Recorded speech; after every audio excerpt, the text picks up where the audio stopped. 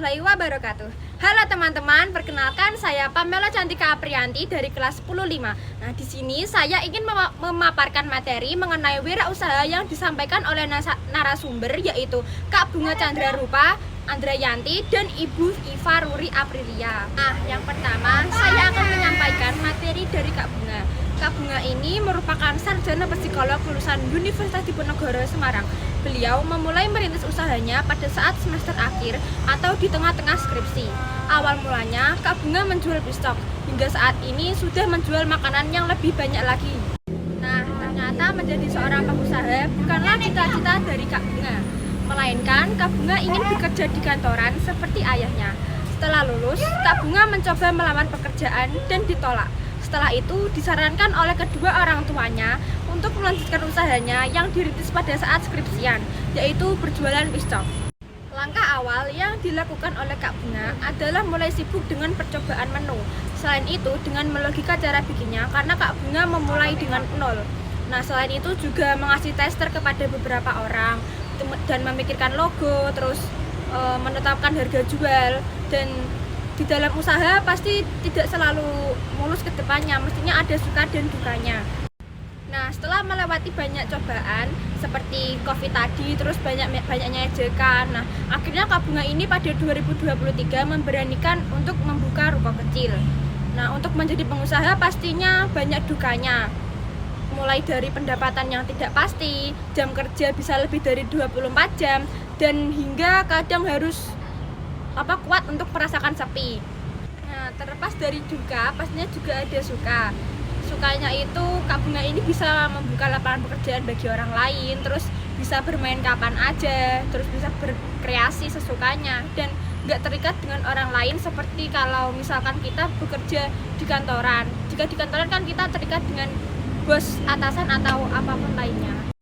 Menurut Kak Bunga, hal dasar yang harus dimiliki pengusaha yaitu ada modal uang, terus modal mental, tekun, adanya kemauan, sabar, dan yang terpenting itu adalah percaya diri. Semenjak menjadi pengusaha ini, Kak Bunga itu mulai belajar tentang bagaimana arti sabar dan berproses jadi yang gagal selalu untuk diperbaiki. Nah, Kak Bunga saat ini itu sangat senang dengan pekerjaan yang selama ini tidak beliau sangka akan menjadi seperti ini. Dari yang awalnya ingin menjadi pekerja kantoran, saat ini menjadi pengusaha yang sangat sukses. Nah, itu tadi mengenai pemaparan materi yang disampaikan oleh Kak Bunga. Selanjutnya yang kedua adalah dari Ibu Iva Ruri Aprilia. Nah, Ibu Iva ini itu awalnya adalah seorang karyawan di salah satu pabrik susu. Ya, tentu karyawan dengan rutinitas dan target, terus bekerja itu rata-rata 8 jam per hari, dan take home pay-nya pun kurang lebih 4 juta per bulan. Tetapi, setelah ia mulai untuk berbisnis di bidang kuliner, seolah itu seperti mengubah hidupnya. Dari yang karyawan, yang sekarang itu bisa memimpin tim sekitar 10 orang. Bahkan sekarang jam kerjanya pun itu fleksibel. Omsetnya pun sebulan itu bisa mencapai dalam 10 kali lipat.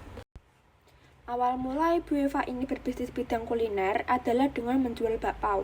Dulu itu hanya bermodalkan 20.000 dan dikerjakan di rumah tanpa harus menyewa tempat. Bakpao yang habis terjual itu adalah langkah dari Eva Catering. Hingga kini telah mampu memproduksi berbagai masakan, dari yang tradisional, modern, dan dari jajanan hingga sekarang makanan berat. Ibu Iva ini merupakan salah satu pengusaha yang sukses di bidang kuliner. Nah, ada tips nih dari Ibu Iva untuk menjadi pengusaha sukses seperti beliau. Yang pertama, kita itu perlu berproses, di mana tidak ada kesuksesan yang benar-benar instan. Pasti ada yang mengawalinya. Selain itu, kita juga perlu untuk senantiasa mengupgrade diri. Dari Iva Catering sendiri, besar juga dari belajar. Nah, yang terakhir ada memperluas jaringan dan berkolaborasi. Maksudnya itu di sini kita tidak akan bisa sukses jika berjalan sendirian. Itu tadi mengenai cerita dari Ibu Iva. Nah, dari Ibu Iva dan Kak Bunga, kita dapat menarik kesimpulan bahwa dengan kita berusaha dan ingin mencapai kejayaan, suatu saat kejayaan itu pasti akan datang. Cukup sekian untuk pemaparan materi tentang wirausaha pada kegiatan satu ini. Kurang lebihnya saya mohon maaf. Wassalamualaikum warahmatullahi wabarakatuh.